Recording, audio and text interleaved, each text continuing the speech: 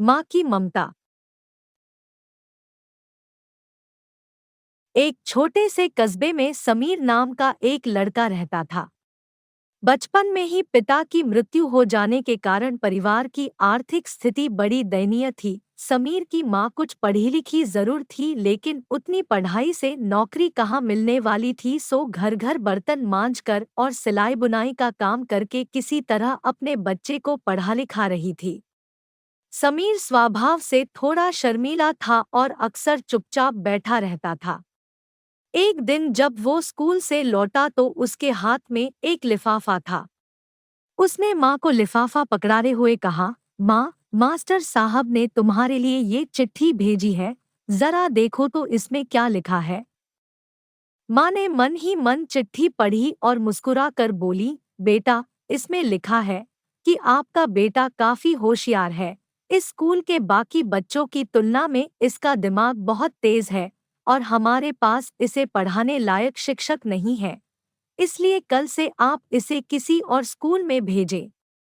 यह बात सुनकर समीर को स्कूल न जा सकने का दुख तो हुआ, पर साथ ही उसका मन आत्मविश्वास से भर गया कि वो कुछ खास है और उसकी बुद्धि तीव्र है। माँ ने उसका दाखिला एक अन्य स्कूल में करा दिया। समय बीतने लगा। समीर ने खूब मेहनत से पढ़ाई की। आगे चलकर उसने सिविल सर्विसेज परीक्षा भी पास की और आईएएस ऑफिसर गया। समीर की माँ अब बूढ़ी हो चुकी थी और कई दिनों से बीमार भी चल रही थी, और एक दिन अचानक उनकी मृत्यु हो गई। समीर के लिए ये बहुत बड़ा आघात था। वह बिलखबिलक कर रो पड़ा। उसे समझ नहीं आ रहा था कि अब अपनी माँ के बिना वो कैसे जिएगा। रोते रोते ही उसने माँ की पुरानी अलमारी खोली और हाथ में उनकी माला, चश्मा और अन्य वस्तुएं लेकर चूमने लगा। उस अलमारी में समीर के पुराने खिलौने और बचपन के कपड़े तक संभाल कर रखे हुए थे। समीर एक एक कर सारी चीजें निकालने लगा और तभी उसकी नजर एक पुरानी चिट्ठी पर पड़ी। दरअसल ये वही चिट्ठी थी जो मास्टर साहब ने उसे 18 साल पहले दी थी। नम आंखों से समीर उसे पढ़ने लगा। आदरणीय अभिभावक, आपको बताते हुए हमें अफसोस हो रहा है कि आपका बेटा समीर पढ़ाई में बेहद कमजोर है और खेलकूद में भी भाग नहीं लेता है।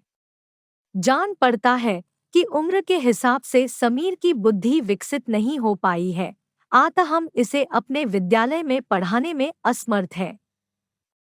आपसे निवेदन है कि समीर का दाखिला किसी मंदबुद्धि विद्यालय में कराएं अथवा खुद घर पर रखकर इसे पढ़ाएं। सादर प्रिंसिपल। समीर जानता था कि भले अब उसकी माँ इस दुनिया में नहीं रही, पर वो जहाँ भी रहे उनकी ममता, उनका आशीर्वाद सदा उस पर बना रहेगा। दोस्तों, रुडयार्ड किपलिंग ने कहा है, भगवान सभी जगह नहीं हो सकते, इसलिए उसने माएँ बनाईं। माँ से बढ़कर त्याग और तपस्या की मूरत भला और कौन हो सकता है।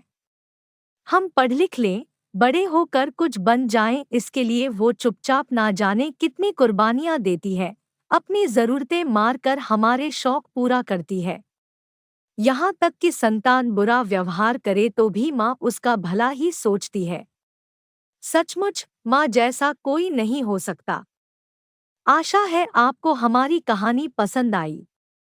ऐसी ही अच्छी कहानियों के लिए हमारे चैनल को लाइक और सब्सक्राइब करें। धन्यवाद।